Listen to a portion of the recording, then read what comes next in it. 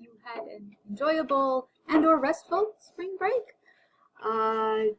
Not much housekeeping to take care of. I will be getting back your assignment 3s toward the end of the week, and of course assignment 4 is due next Tuesday. We are now going to dive into the last unit of primary sources, administrative materials, and to put that in context, as we're talking about primary sources and sources of the law. So we've looked at the legislative branch and statutes. We just finished up talking about the judicial branch and case law. So we finally dive into Article 2, at least in the federal Constitution, the executive branch, which is partially regulations. And I'm going to start by talking about the relationship. And what's neat about the executive branch is you get to see everything within primary sources pulled together and their relationships. So essentially, of course, the executive branch comprises the president. But what it also comprises as part of what the president oversees are the agencies. You've all heard of the EPA, the FDA, FCC, all sorts of agencies on the federal level. Of course, we'll be talking about state next week, but the concepts, as usual, are still the same. So what is important, or what we need to understand about these agencies and about the executive branch, is its relationship to the legislative branch, to Congress on the federal end. And essentially, with regard to agencies and their regulations, what happens is Congress, as we know, passes statutes, and those statutes get codified. And in the course of passing those statutes, Congress will occasionally realize, hey, we are not scientific experts with regard to the environment, or we are not financial experts with regard to banking or to the tax code. So they will call on the experts in the government, the agencies, and they will say, hey, EPA, we want to have clean air. We, as the Congress, have decided that is an important goal for our country. We want to have clean water. That's an important thing for the people of the country. But we don't know how many parts per billion it's safe to have arsenic in the water, or how many parts per billion we want to limit with regard to air pollution, with regard to carbon dioxide. So we're going to say to you, agency, hey, agency, as Congress has delegated the authority to make legislation, we are delegating that authority to you, EPA, because you guys are the experts. You've got the environmental scientists. You guys figure out how many parts per billion it's safe to have in arsenic because we want to have clean water, or how many parts per billion we want to limit CO2 because we want to have clean air. Essentially, it's delegated authority. How many of you have taken administrative law? At least half. Okay, so then you know that I am way oversimplifying this, right? Yeah, okay, but mostly accurate, right?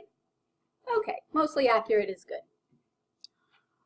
Okay, and so then what happens is the agencies then go ahead and promulgate these regulations to figure out how many parts per billion of arsenic and carbon dioxide and all of that.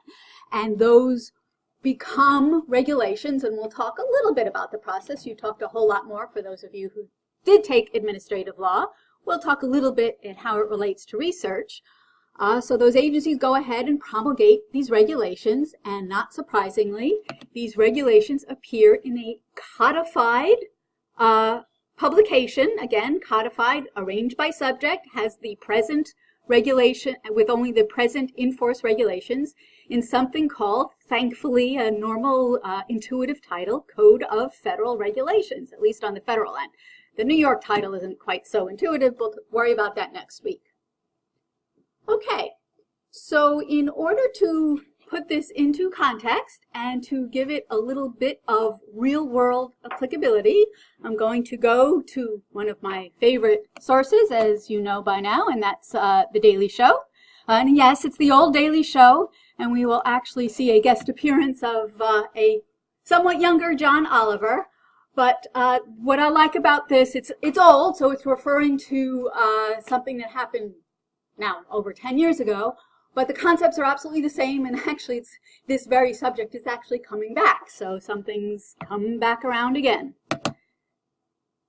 So here we go, Mr. The standoff in our nation's capital over the debt ceiling showing us nothing but bitter stalemate. It's easy to forget that it was just 1 year ago that Washington actually got something done. The Dodd-Frank Act, a complete overhaul of the regulations governing our financial system, intended to ensure that we would never again suffer another 2008-style meltdown. These reforms represent the strongest consumer financial protections in history. And these protections will be enforced by a new consumer watchdog with just one job: looking out for people, not big banks, not lenders, not investment houses, looking out for people. What? Wait, who? Who were we looking out for before? Anyway, the Dodd-Frank Act is now 1 year old. Here to discuss the effect it's having in reforming a damaged financial system, we're very lucky to have with us tonight H.R. 4173, the Dodd-Frank Act, everybody! So look familiar? See, I'm not the only one.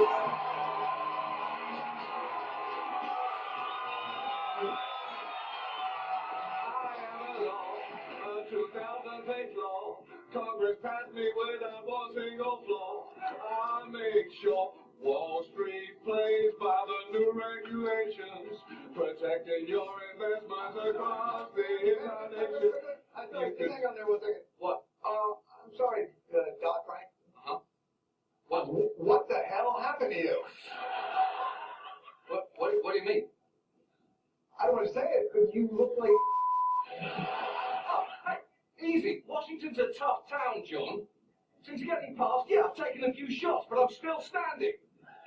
Yeah, yes, I'm still standing. I'm still here. In fact, just last week, my all-new Consumer Financial Protection Board opened for business. As soon as it gets a director, we'll be off to the races. Oh, wait, there's no director? No, not just yet. It's been a year. Come on. What about Elizabeth Warren? Wasn't she supposed to be the director of this thing? What happened there? Confirmation in the Senate, there's no motion. I'm going to use a recess appointment to give her the job without her vote, but he didn't do it. His feelings weren't that strong. Wow. But you know what? That's interesting. You know what, John? It doesn't matter. I've still got 400 tough new rules to remake our broken and corrupt financial system. Well, you know what? That's great. How are those new 400 rules? Rules. They're working great. The ones that are written are working great. How many of the 400 new rules have been written? 38. It's a magic number. Yes, it is. Oh, it's a magic number. It might not be 400 or 150 or 77, but it's 38. And that's a magic number. Let's do this. Red Sox pitcher Kurt Schilling, and they Clippers forward their Wilson. Just tell that Ricky Rivers they want 38. And it's a magic number. Oh, it's a magic number. 38 is a magic number because Dale Wilkinson makes it a magic number? You've heard of Dale Wilkinson? No, I have not. The Clippers guy, until you mentioned him just now. No, I have not. You just have to take my word for it. He definitely exists. Why weren't the rules written, John? Stingley. Love me, get your access here. Love me, get your access here. Love me, just stop it. Hold it, I can't do this. Blaming lobbyists is a cop-out, John. Here's what's going down. This whole financial reform thing is a sham. The only way the Congress would pass me was if the details of my rules and regulations were left unspecified, giving K Street lobbyists all the time they would need to water me down Todd's passage. And you know what? Exactly, boo, exactly. Thank you, boys and girls, thank you. And you know what? If any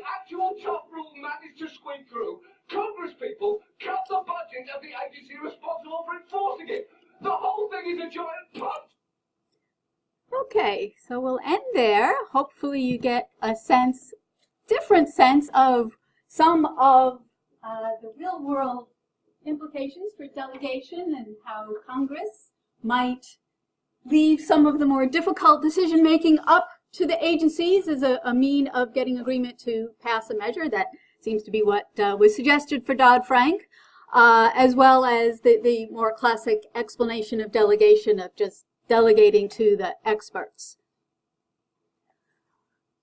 So then, as we think about delegated authority, why do we care with regard to legal research?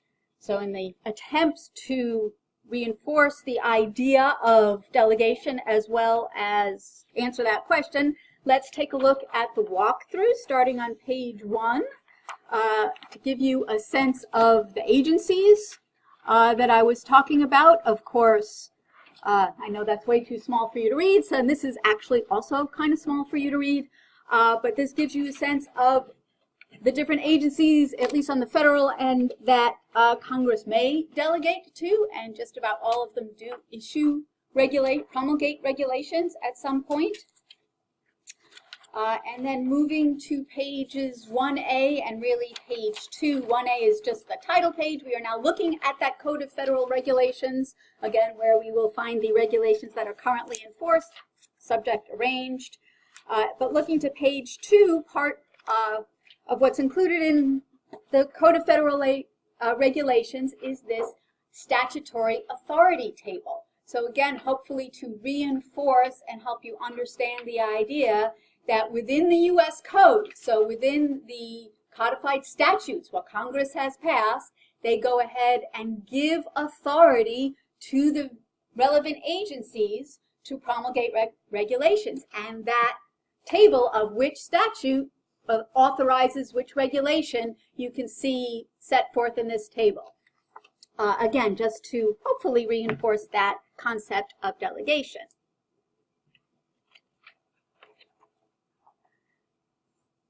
So to think about the answer of why do we care, let's look to the other handout I gave you, a couple of articles.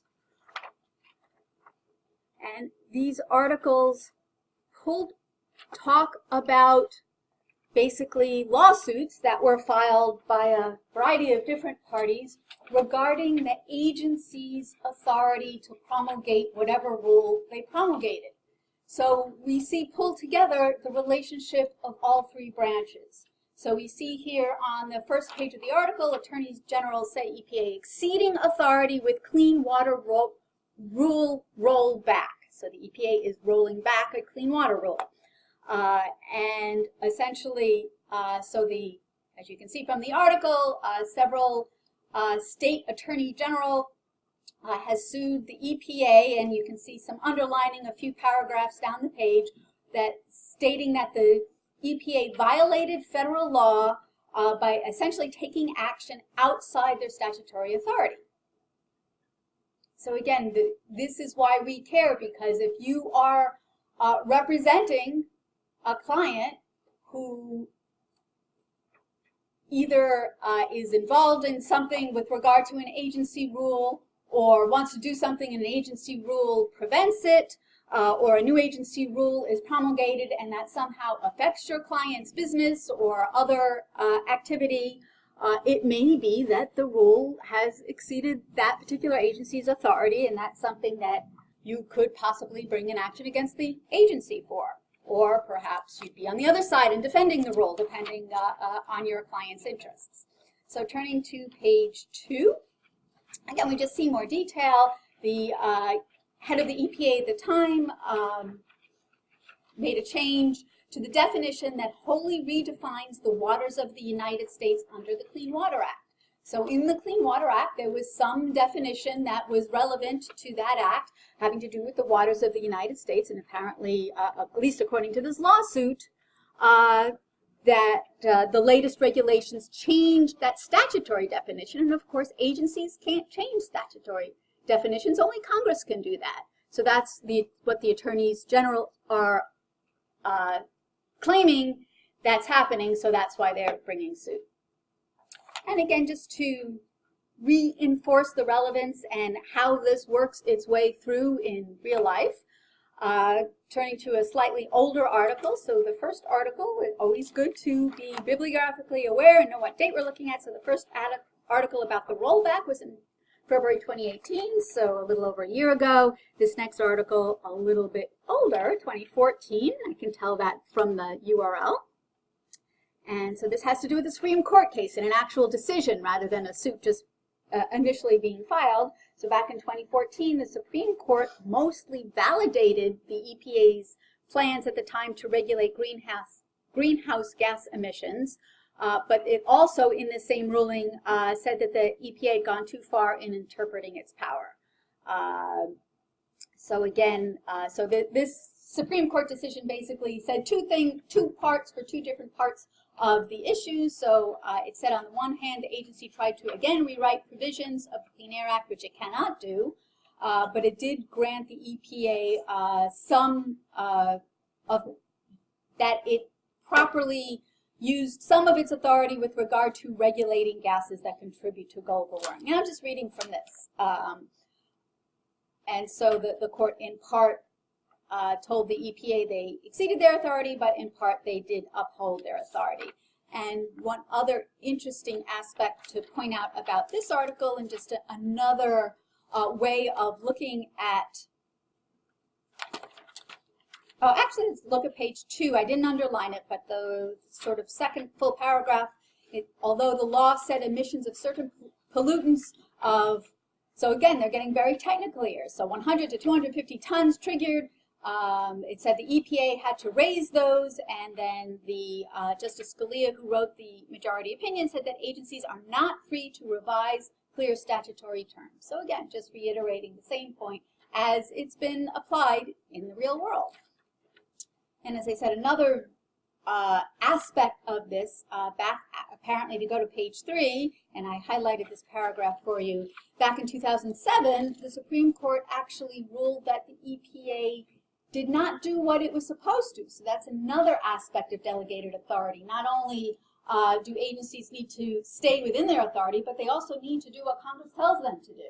And apparently in 2007, a fairly famous case where the Supreme Court basically said the EPA is responsible for regulating greenhouse gases, and they hadn't been taking care of that responsibility. Okay, so that's the why do we care? We need to be aware of these regulations, not only because they are part of the law that we are helping our clients follow, but we also need to understand the structure of delegated authority. Another aspect of the agency, what the agencies do that we need to care about in order to assist our clients in being aware of the law and following the law, has to do with the other aspect of what agencies do in addition to promulgate regulations, is that they also have what's called quasi-judicial authority, and they may actually have what are called administrative law judges who are deciding disputes between the parties and the agency, sometimes interpreting their own rules, sometimes, again, hearing a particular, not really litigant, but someone who goes before the agency and says, hey, I want to do this, does that work within your rules? And the administrative law judge may say yay or nay. So we will talk about how to find what are called administrative decisions a little bit later today. And then next time we'll talk about the essentially third part of administrative materials, and that's presidential materials. You may or may not have been following the news where we've heard quite a bit about executive orders. There are other presidential materials, executive documents that are also could be of interest, presidential proclamations and other issues. An example of how those appear in real life, you probably have heard in the news about DACA and what was called the travel ban. These are various presidential actions that you may or may not need to find out more about. Okay, any questions about delegated authority? right, so let's talk about how to find regulations. So let's focus for now back to regulations and back here on sources. Of course, if we've already talked about, we find our subject compilation of regulations in force in the very sensibly named Code of Federal Regulations. So what would be ways that we've already talked about that you can think of that might be good ways to find regulations? Regulations are primary sources, just like statutes, just like cases. What are good ways? What might be good ways to find regulations?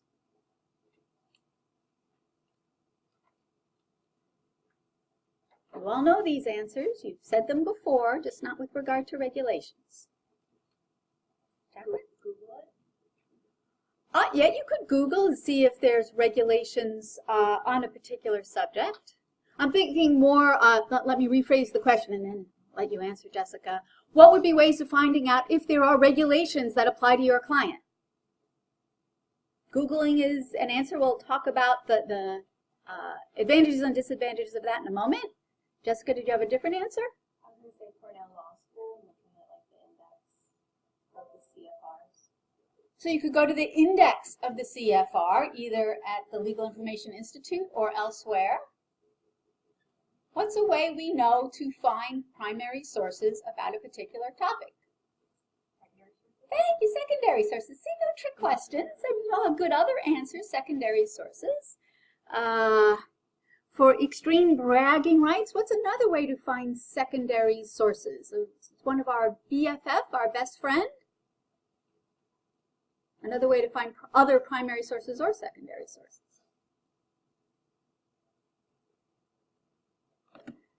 Okay, that one's a little more convoluted. So let's take a look at our annotated code. So we already have a couple of sections that we know about with regard to statutes. Remember, statutes are annotated code, our BFF, our best friend. And one reason it's our best friend is we can find cases that cite to a particular code section. Well, we can also use the annotated code if we're lucky. It's not that great, but it's a good way to start. We can also use the annotated code to see if there are any regulations that help interpret or help us understand or give more detail, give expert detail on our particular statutory code section. And we would do that here on Westlaw by looking at context and analysis. And as you see here, we see a few references to Code of Federal Regulations. Now, be a little careful if you do use this, because a lot of times these references don't necessarily, there's no way for them to know what's of interest to you, so these references may or may not be of interest, but they could get you started, and I'll talk about how that happens in a little bit. Looking briefly here at Lexis. On Lexis, we would go to the research references. And again, sometimes you will, both Lexis and Westlaw, sometimes you'll see Code of Federal Regulations references, sometimes you won't. So it's not, A, not guaranteed, and B, not necessarily relevant, even if you do get a CFR reference, to what is of interest to you. And last, and maybe not least, but maybe so, on Bloomberg, again in our statutory site, so Section 1132 of the U.S. Code from Title 29, which is the same I've been looking at Lexis and Westlaw. If we just scroll all the way down to the bottom, to make this a little quicker, we will see regulations. Code of Federal Regulations, and again, it gives us a CFR reference. Of course, secondary sources, it's going to be another way, but again, as we've discovered with secondary sources, sometimes they talk about one aspect of our issue, but not the other aspect that's also important. The index to the CFR, which is on LII as well as on Lexis or Westlaw, might be another way. And of course, there's keyword searching. Google searching or keyword searching on Lexis or Westlaw. You definitely want to try that. Just be aware that especially in the Code of Federal Regulations, you're going to run into the problem we talked about, which is controlled vocabulary.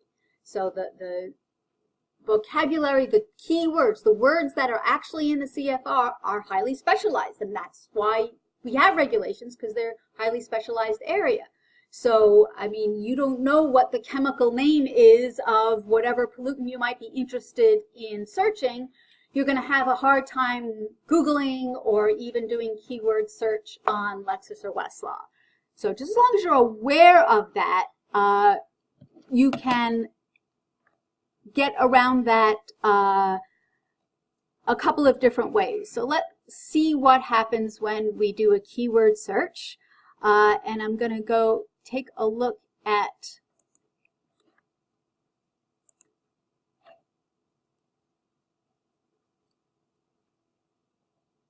let's start with Westlaw first. And just so you can see how what the categorize, so I'm going to do my favorite shorthand search.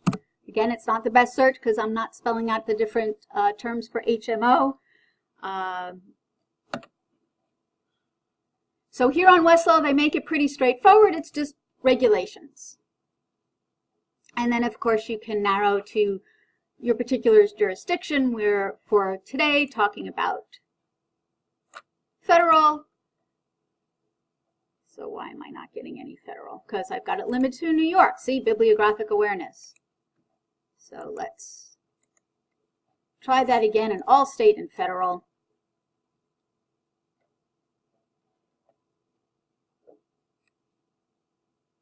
Lexis and Westlaw will tend to remember your jurisdictions, which sometimes, as you can see, causes a problem. So when I'm not getting what I think I am supposed to, that's the first thing I check. So now let's try jurisdiction. There we go. Now we see federal. And we will apply.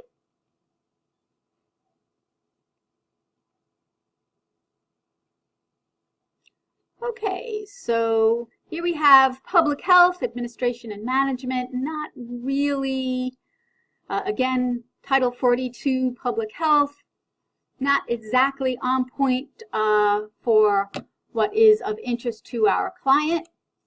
Let's take a look at Lexis, and here I pre-ran the search for in all jurisdictions. And on Lexis, it looks a little bit different, of course, so don't get tricked by administrative materials. That's where you'll find those decisions we'll talk about later in the class. You want to remember to check administrative codes and regulations, just kind of like how Lexis does it for statutes as well. You have to remember to go to the codes selection when you choose legislation. So we want to go to U.S. Federal.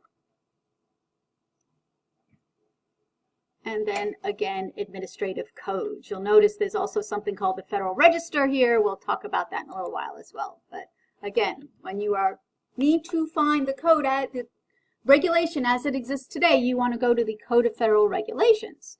And here we see regulations relating to labor, Employee Benefit Security Administration. So interestingly, Lexis surfaced on top a regulation that is seemingly more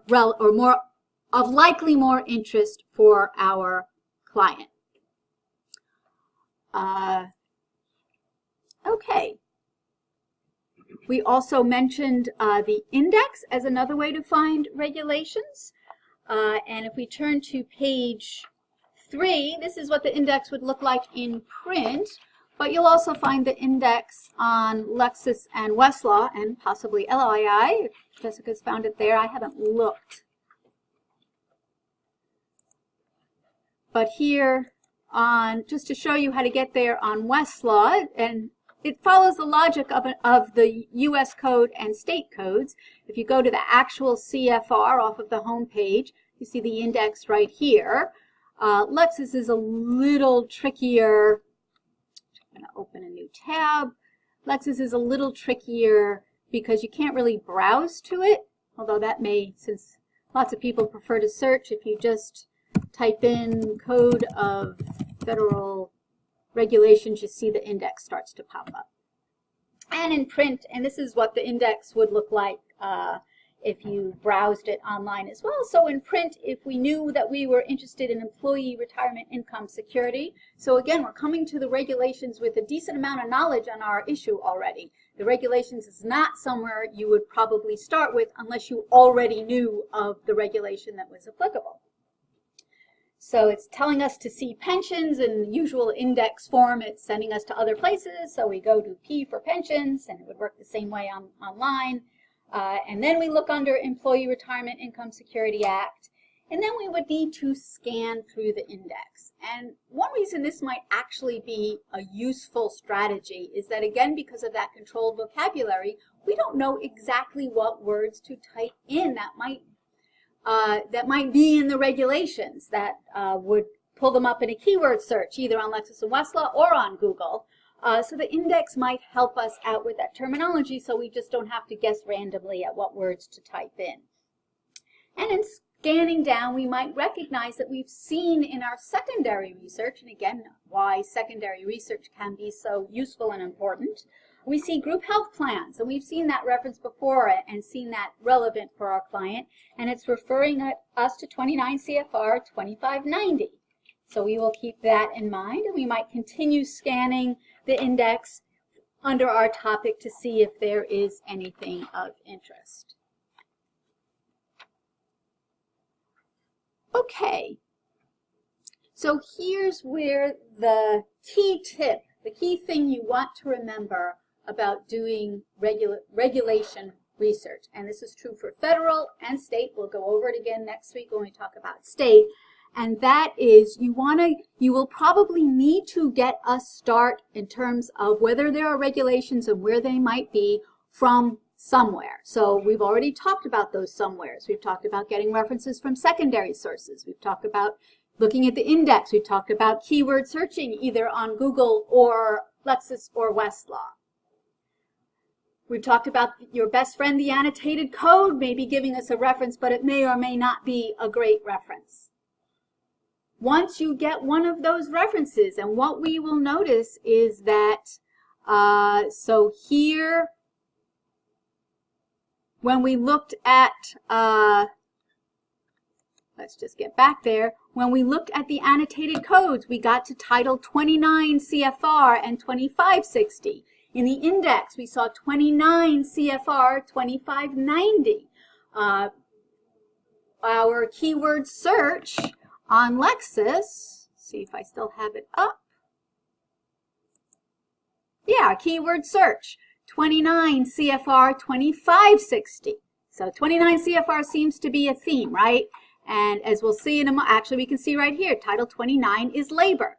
That kind of makes sense, right? That's where we found our code sections that are relevant. It has to do with employees, so labor that just intuitively makes some sense.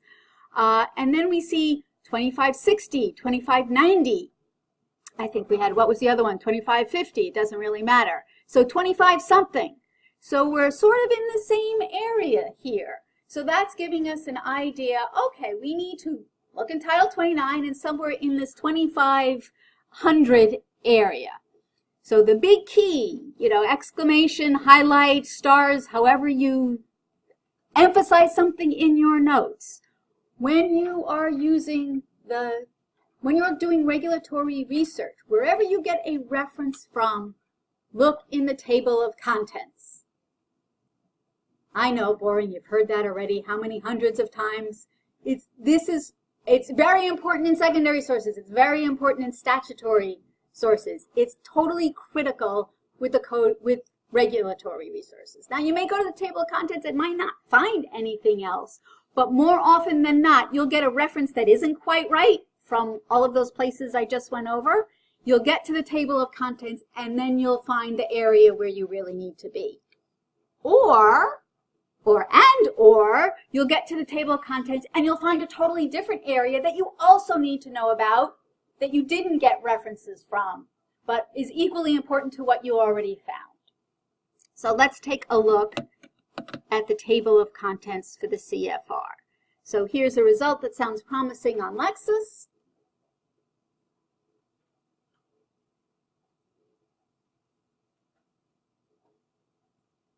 And it's being slow today.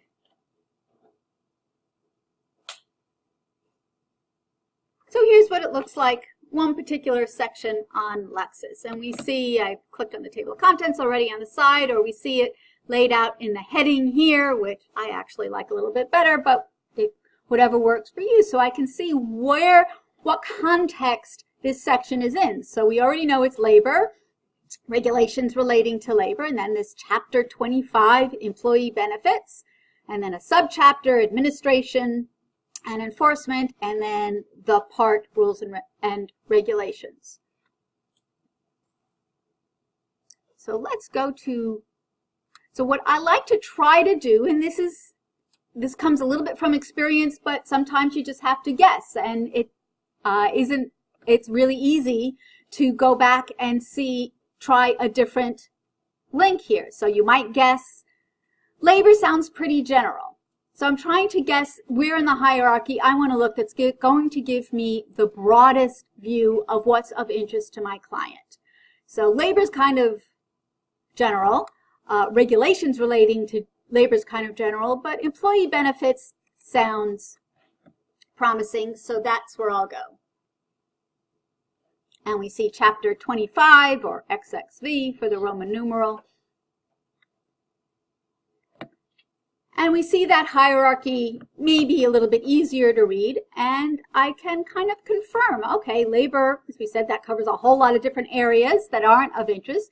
National Labor Relations Board, no, we're not interested in that. Railroad adjustment, not interested. And you just go down making that determination and saying, okay, employee benefits, we know we're interested in that. And then within, so we know we want chapter 25, and then within the subchapter, we want to take a look at these different subchapters to see, is there anything else that's of interest? Because I may not know the right keywords to do a search for this.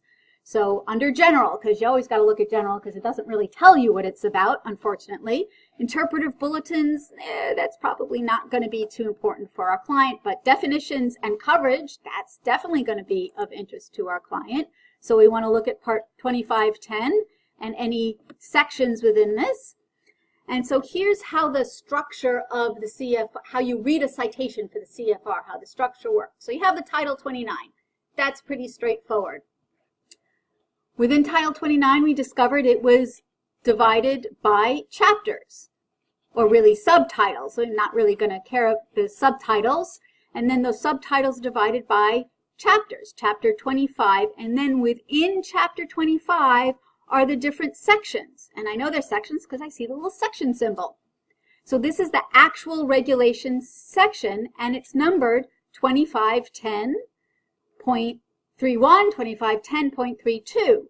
So when looking at a CFR citation, I know exactly what part it's in. I even know what chapter it's in. I know what chapter it's in because 25 is in there, and I know what part it's in because it's 2510. So scrolling down, continuing our analysis, and we'll take a look at a section in a moment. Reporting and disclosure under ERISA. I'm not sure we're too worried about reporting for our client. Minimum standards for employee pension plans. We know we're not interested in that.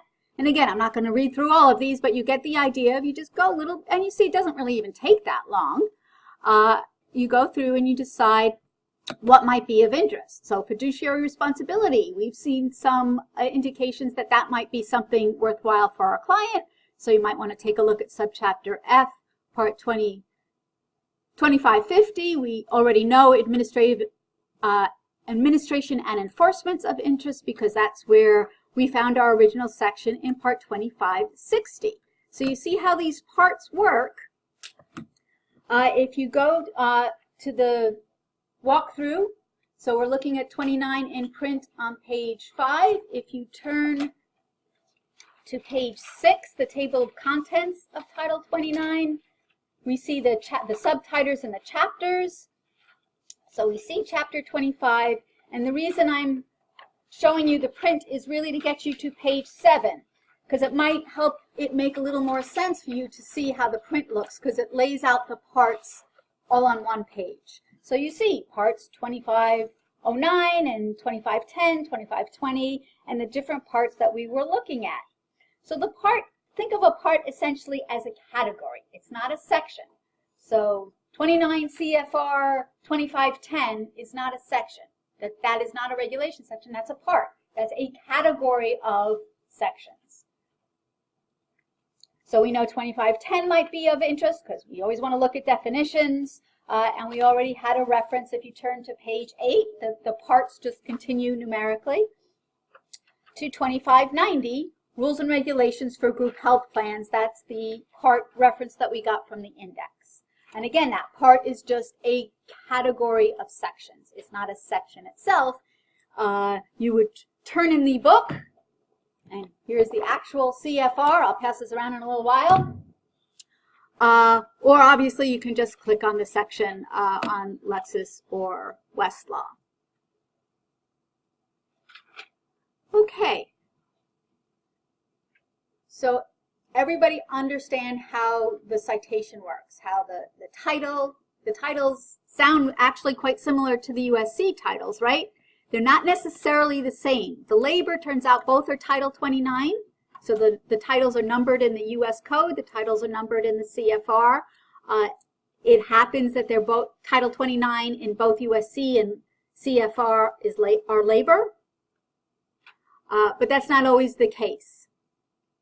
But there are actually 50 titles in the CFR, and I think there are now 53 titles in the U.S. Code. So as I said, they don't always correspond, but some of the times they do.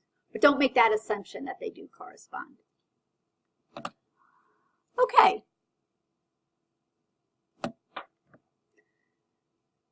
So the fact that you won't get reliable references or complete references from any of the other sources is why you need to check the table of contents. As you can see, it's very logically a little complex, but once you understand it, it should hopefully make sense.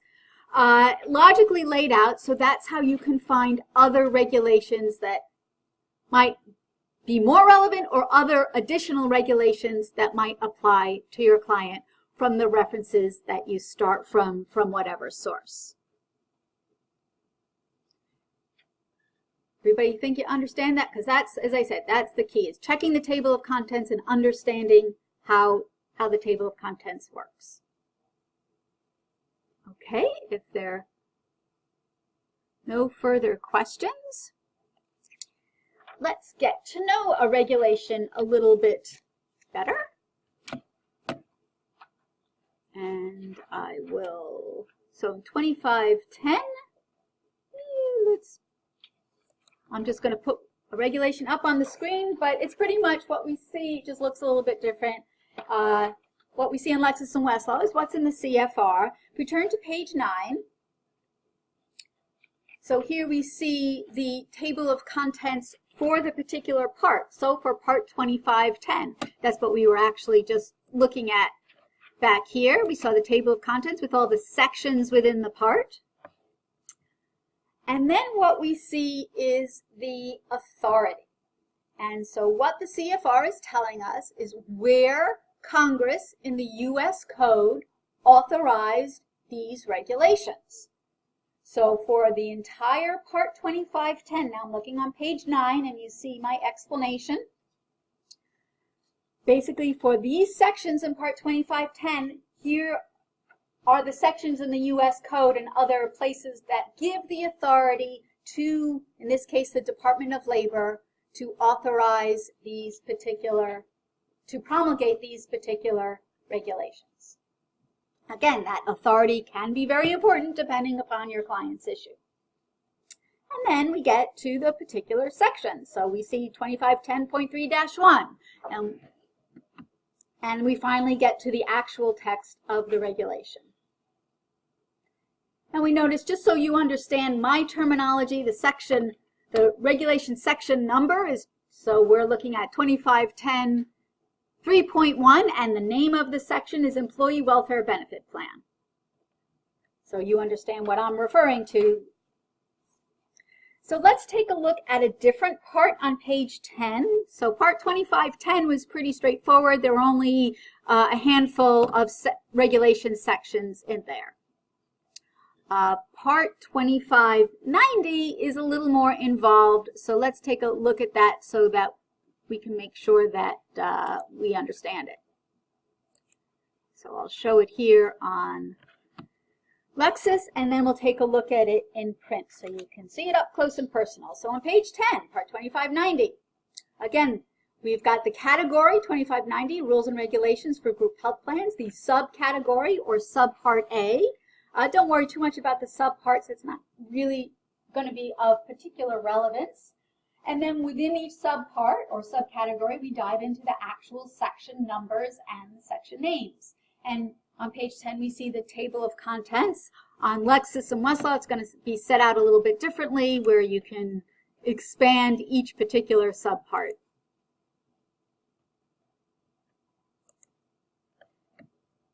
And again, after the table of contents, we see the authority. And now for part 2590, again, the authority being where Congress has authorized the agency, the Department of Labor, to promulgate these regulations. So you see a whole lot of U.S. Code citations. And then after the authority, we see something a little bit new, but not really new, because we've seen an analogy in a different context. We see the source. So the source comes from the Federal Register. Let's go back to sources. So here's our sources handout. So what happens is the regulation, or the final regulation originally gets published in a chronological publication. Does that remind anybody of anything in the legislation world? Do you remember where laws are public? Federal laws are, I gave you half the answer there. Federal laws are originally published chronologically. Public laws in what publication?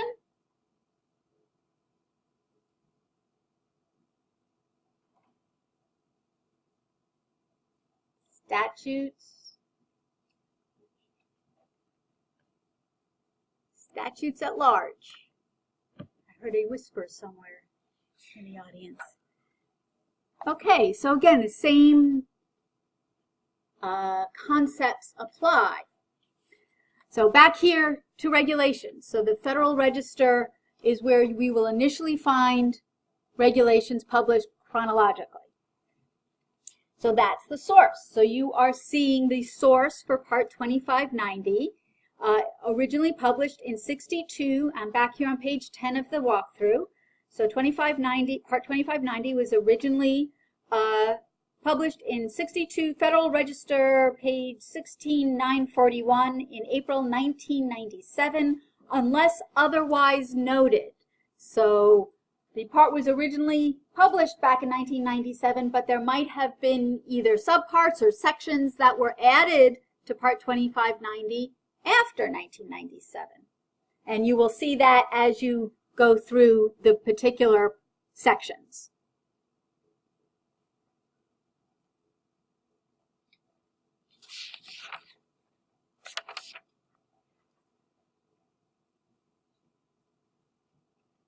Okay, so let's turn the page.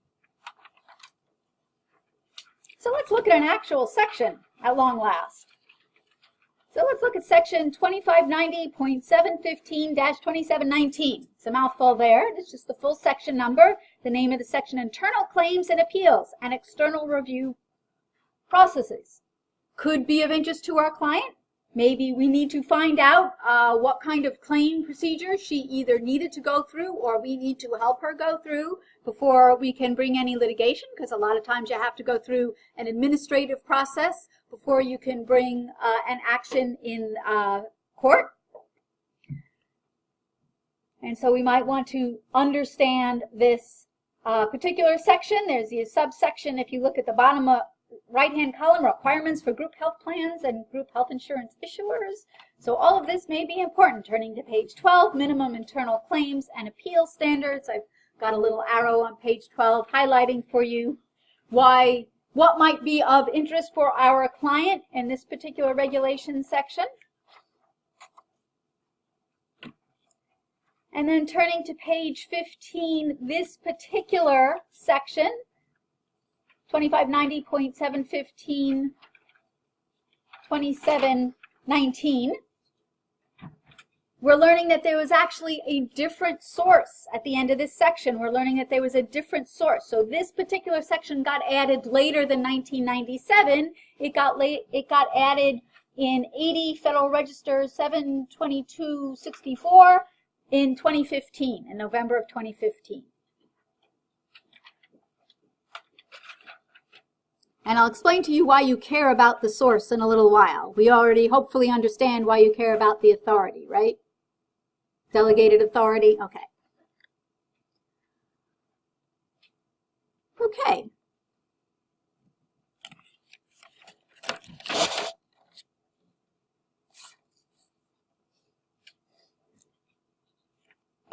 If we go to page 14,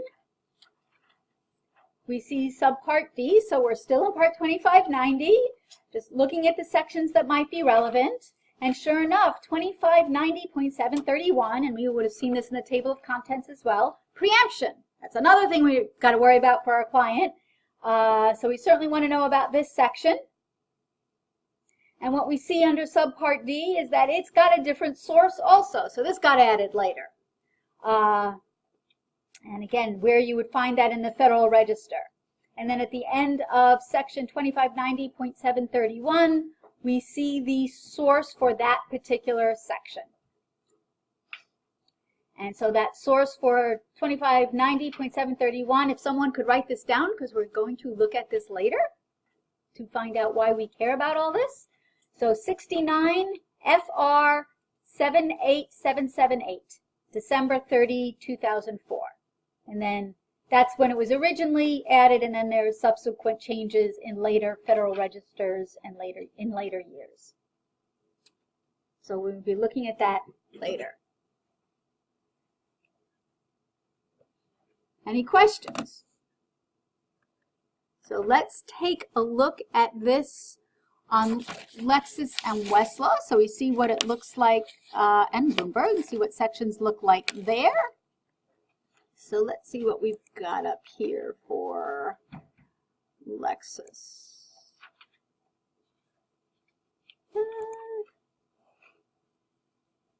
All right, let's take a look at claims procedure. So there's a little different section.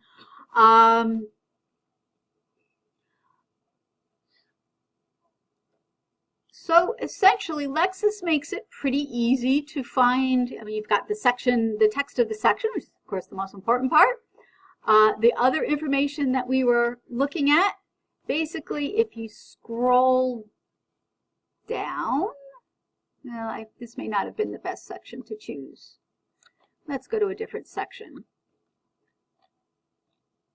That's a little bit easier.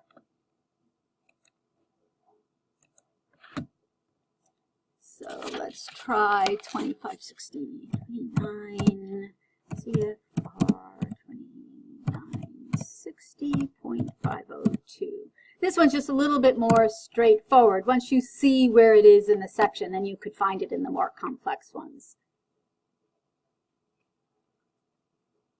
Why did it do that? Because I probably didn't type properly.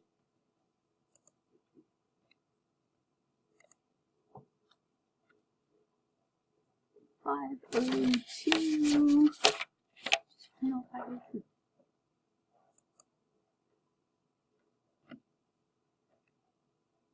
Okay, yeah, see, that's a little. So basically, at the bottom, Lexis will tell you very clearly statutory authority. So you can find the authority in the U.S. Code. It doesn't say source, it says history. Again, it's just one of those things you kind of have to remember. It makes a little bit of sense. It's sort of the history of that particular regulation section, but that's essentially the source where you would find it in the Federal Register. So again, in that more complex section, you just have to scroll down or Control F till you find statutory authority and history. Looking at Westlaw, let's go 29 CFR 2560.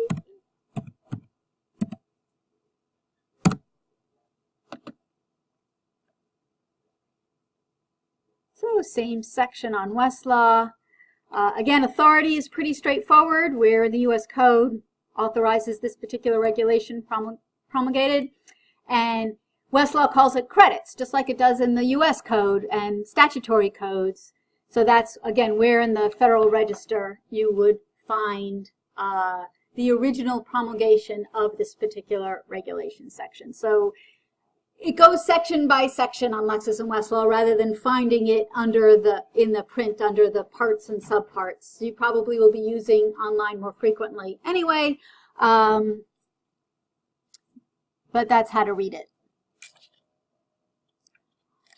Okay. So the other good thing about Lexis, well, one of the many good things about Lexis and Westlaw is that unlike the print, there's no print equivalent of the U.S. Code Annotated or U.S. Code Service. In other words, there's no BFF Annotated Code of Federal Regulations. It's just the plain straight code with the text and the authority and all the stuff we've talked about. On Lexis and Westlaw, they try to help you out a little bit more by giving you notes of decisions or case notes. Now, in this particular section, it's grayed out because there aren't any.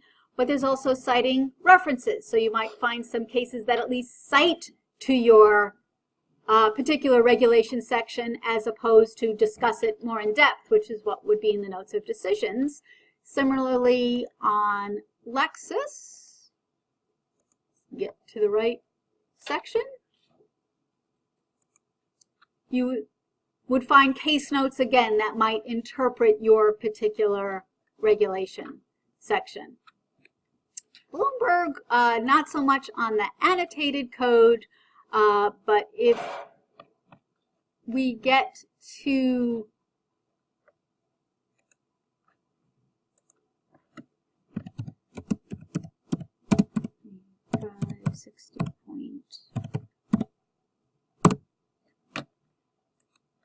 Bloomberg doesn't really,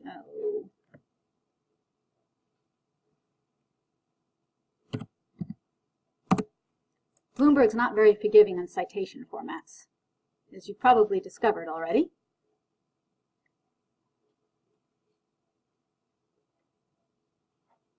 So Bloomberg's not particularly informative. It gives you the source, where in the Federal Register you'll find it doesn't really give you the authority, which kind of surprises me. But I don't know why they can't transfer that over, and they don't really have a great annotated code feature for you. Okay, so any questions about authority and source, also called history or credits? You understand, at least for the authority, why we care about that. I know I'm going to tell you about the source in just a moment. Anything else we need to worry about? She's not a plan, I swear. Updating, updating, and updating. Now, thankfully, it's actually pretty easy for a change, right? So, Lexis and Westlaw pretty much, and Bloomberg, pretty much incorporate the changes pretty quickly as they come through. So, in taking a look here at the CFR on Westlaw, basically, if we look at currentness, it's telling us that Westlaw, pretty much for all of the CFR, now don't get confused with this with the source, or as Westlaw calls it, the credits. This is the CFR, is updated on Westlaw through March 22nd. So that's pretty good. That's what, a little less than a week ago? Similarly on Lexis, I think that's the right one. Yeah, similarly on Lexis, I think makes it even a little bit easier. It says it right here up top, current through March 20. So it's not quite as up to date as Westlaw, but it's pretty close. Again, a week, not much more than a week old. So if you have Lexis and Westlaw available to you, you're doing pretty well because you're almost a week. You're just a week old and not much more. If you don't have Lexis or Westlaw available to you, there is a website called ECFR. And this is one you want to remember.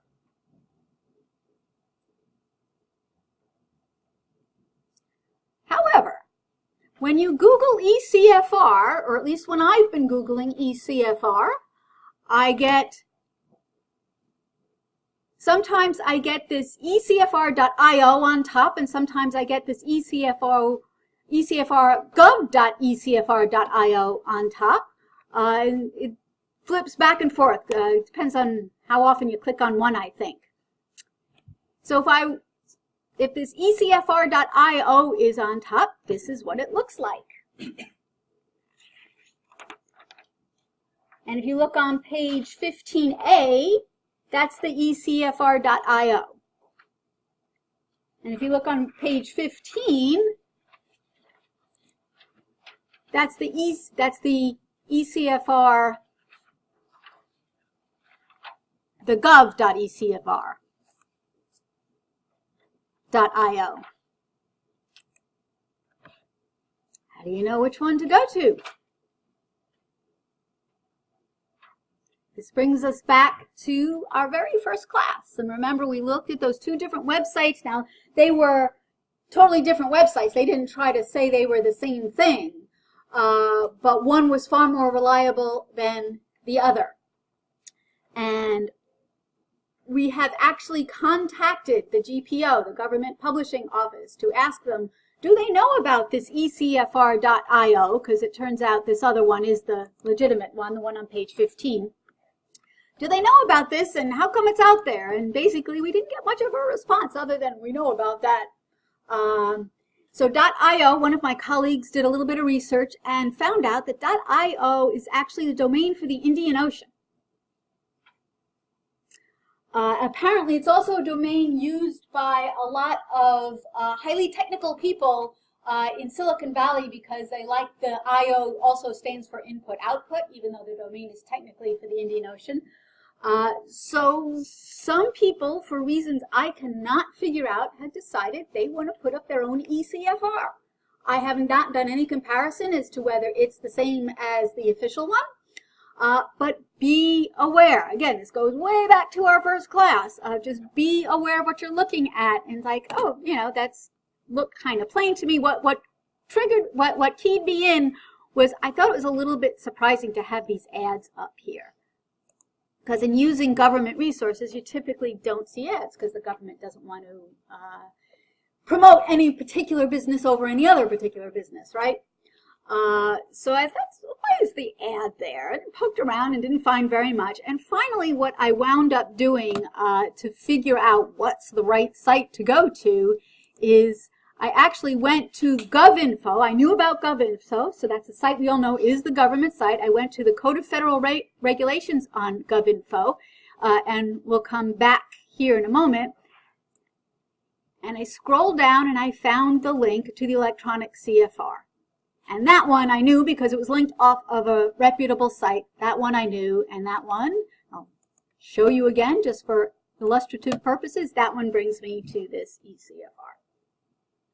So a little detour there, just again in being aware of what you're looking at the web and ask yourself questions. So now that we're at the ECFR, the real one, it pretty much brings you, actually it's not much more up-to-date than Lexis or Westlaw, but if you don't have Lexis Westlaw available or you don't want to expend the extra resources, the ECFR is an unofficial source for the CFR from the government, though, and you can get at least up through March 22 of whatever particular section you're interested in updating. And that's totally free, as long as you go to the right site. Reliable.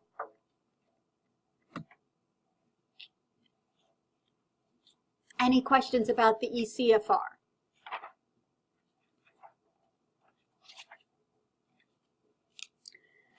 showed you Lexis and Westlaw and showed you the ECFR. Let's go back now to the official CFR, either online or in print, and they're pretty much the same. So one thing that you need to know about the CFR that's a little bit funky in print, that you happily don't have to worry about on Lexis Westlaw or the ECFR, is that the print gets updated in a peculiar schedule. Basically, a section of the CFR gets updated. It all gets updated once a year, but different sections get updated at different times. So basically, it says it right here. So titles 1 through 10 are revised in January. 1 through 16 are revised in January, excuse me. 17 through 27, April. In July, 42 through 50. July 28 through 41, and 42 through 50 in October. See, I'm getting it all messed up, and don't worry about it. You don't need to remember what month, what title is updated. It will pretty much tell you, and it will tell you, as you can see, we're looking at the most recent CFR available, which is back in 2018. So Title 1, 2018 was updated in January 2018. We should be getting the January 2019 version any day now, literally, and it should be online, hopefully any day now. And we scroll past the first segment. We get to next segments updated in April, so it turns out our Title 29, actually our Title 29 isn't updated till July. And what you will see is that very same information on the cover of the good old-fashioned print.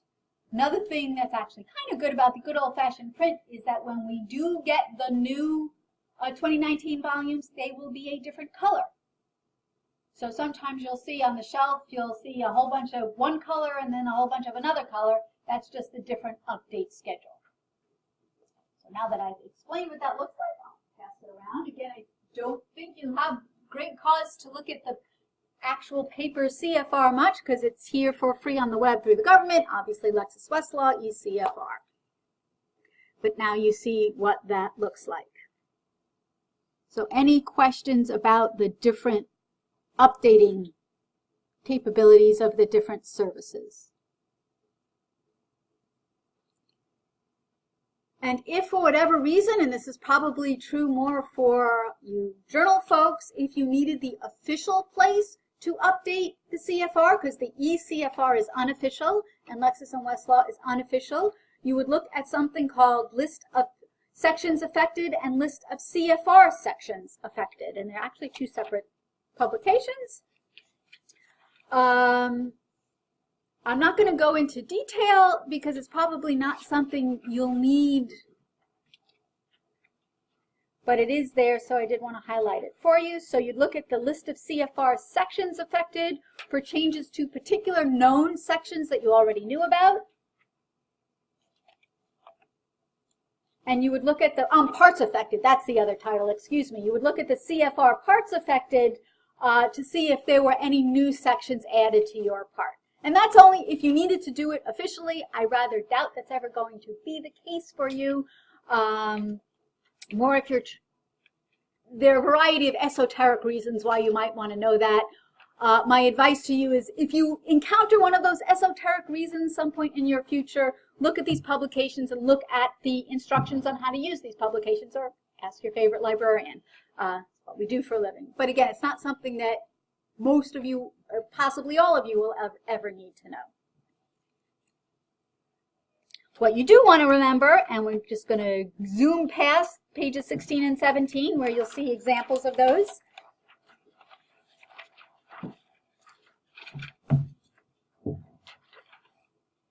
What we do want to know about is the Federal Register. So I promised you I would explain to you why you care about the Federal Register. And in order to do that, I need to give you a little history. I promised you in the first class that there wouldn't be much history. Well, here's the very little bit of history that I will give. And you probably, those of you who took administrative law, already heard this in far more detail, so correct me if I get anything wrong. So basically, way back in the 30s, there was a case that went up to the Supreme Court known as the hot oil case, or the Panama refining case. So it made it to the Supreme Court, even though the regulation that was at issue had already been revoked before the case was even ever filed. But there was no way of anybody finding out about these regulations because they weren't regularly published. There was no place for them. The agencies did whatever they thought was necessary independently. So when all of this came out in 1935, we had the Federal Register Act, which required the publication of a variety of different executive and administrative documents. And so that was where the Federal Register came into being. So required the agencies to publish regulations and their proceedings in the Federal Register. And then in the 1940s, we had the Administrative Procedure Act, about a decade later, which gave the public the right to participate in rulemaking. And that's when we got the now existing procedure of initially notice being filed. Agencies have to file notice of proposed rulemaking. They publish their proposed rule in the Federal Register as well as this notice. And then there's the whole process that the agency goes through before it finally publishes the final rule in the Federal Register. So there's actually a whole bunch of different types of documents in the Federal Register. You'll also find some of those executive documents that I'll talk about next week, executive orders and proclamations as well. So what that means is that in the Federal Register, you get to see a record of what went into the consideration of the proposed and then finally promulgated rule. So you get to see what's essentially called the regulatory history. Now, don't all groan at once because I know you just survived your legislative history assignment, but there is also regulatory history, and essentially you might want to check it for the very similar reasons that you would want to check legislative history for statutes, and that is to get a sense of why the agency chose what its purpose was for promulgating the entire rule, why it chose particular language, why it made particular decisions that were reflected in the language of a particular rule. Because if you're making an argument for a particular interpretation of that rule, it might be useful to go back to the regulatory history and say, hey, the EPA or the Department of Labor promulgated this rule or chose this language because, and blah, blah, blah, blah, blah, see the Federal Register. So let's see the Federal Register and how that works. So let's take a look at page 18. And this is and we are looking at the date December 30, 2004, as you can see. And let's take a look at page 19, where we see, looking at page 78,720. And what we see here is the publication. Remember I said promulgated rules first appear in the Federal Register, where here we see the promulgated rule for 29 CFR Part 2590. Now, would somebody read back to me? Did somebody take down, I asked you to take down the source of a particular regulation? Who has that?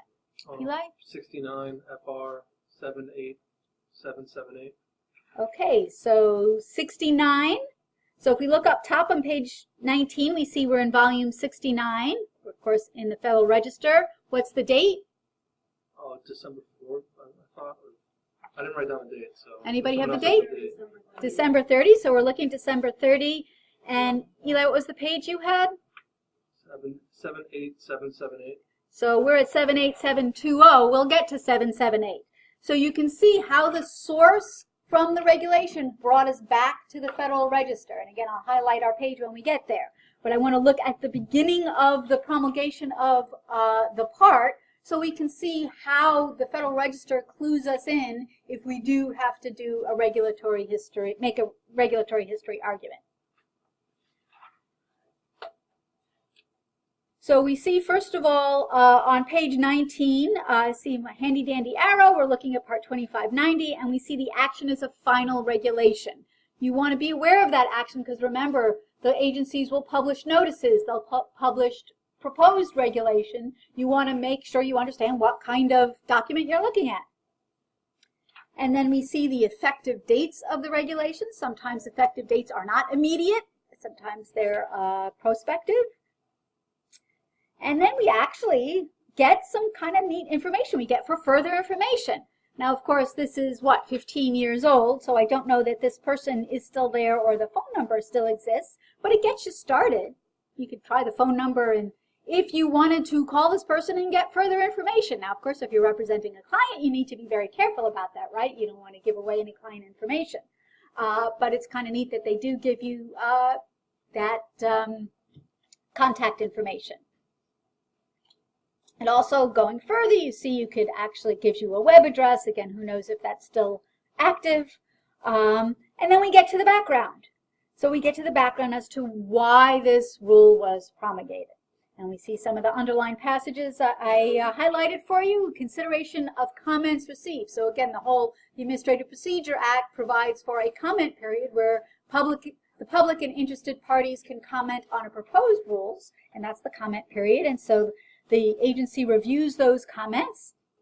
And then you see the last underlined passage, final regulations do not modify significantly the interim rules. So you may want to we know that the interim rules pretty much are the same. Let's turn to page 20. And if we were interested in pre-existing condition, there's some discussion on page 20.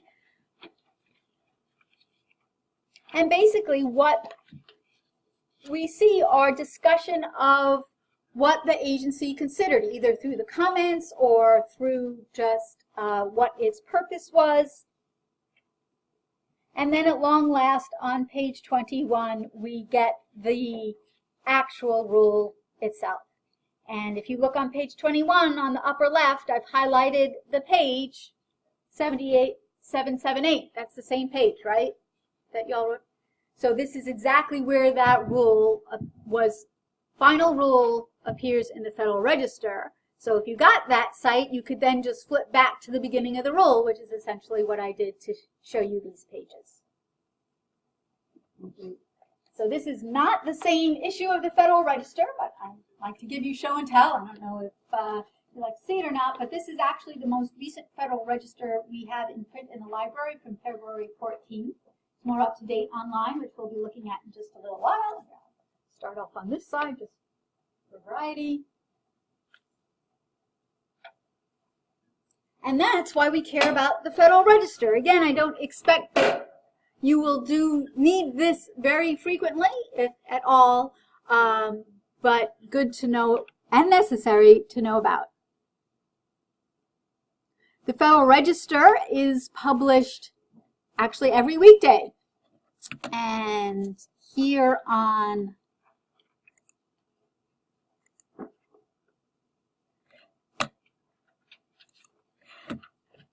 if you wanted to track regulations that are still being considered by an agency, so they haven't even made it to the CFR, again, proposed notice of promulgation and proposed regulations will be in the Federal Register. You can actually now go to regulations.gov. And the neat thing about regulations.gov is you can also see some of the comments. You could actually submit your own comment. We are all part of the public. So if you found your particular regulation and you wanted a particular regulation that is of interest, you could submit your comment. So I was looking at some of these trending regulations, and let's see, do they still have it? A couple of days ago. And what I discovered that I thought was of interest was this revised definition of waters of the United States. Remember, we saw that article actually from 2018, so a year ago, but it still is relevant. So that these revised regulations are still pending. This was the basis of that lawsuit filed by the various states' attorneys general. And it is still an open docket folder. I think through sometime in April, due April 15th, you can comment now. And we see a summary. And we can actually open up the docket. Let's see what happens. So we see the proposed rule, we see some supporting documents from the congressional record, and here we see comments. There are actually over 2,000 comments. And these are just people issuing, clicking on that comment button to air their views. So that would be a way of actually seeing an ongoing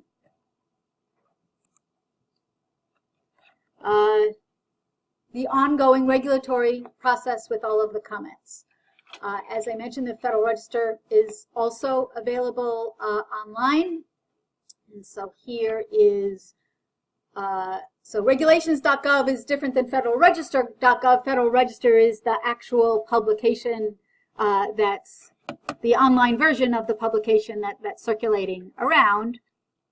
And so we can actually see that the proposed rule on revision of definition of waters of the United States here in the Federal Register.